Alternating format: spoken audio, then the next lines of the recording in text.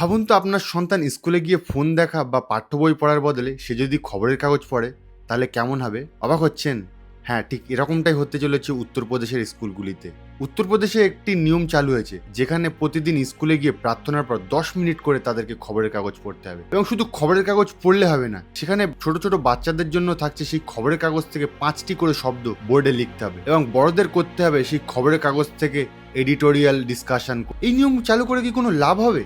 উত্তরপ্রদেশের সরকারের মধ্যে বাচ্চারা প্রতিদিন স্মার্টফোন দেখে তারা পড়াশোনার প্রতি ফোকাস নষ্ট করে ফেলছে, তাই তারা যদি প্রতিদিন 10 মিনিট করে খবরের কাগজ পড়ে তাহলে তাদেরকে বাস্তববাদী হতে সাহায্য করবে। আর খবরের কাগজ পড়ার মাধ্যমে তারা সত্য এবং মিথ্যা খবর তারা জানতে পারবে। খবরের কাগজ পড়ার মাধ্যমে তাদের সাধারণ জ্ঞান ও সচেতনতা বৃদ্ধি পাবে।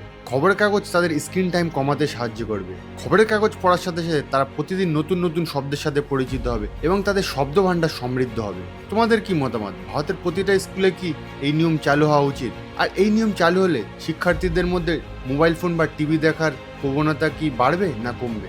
কি মনে হয়? অবশ্যই কমেন্ট করে জানাবে।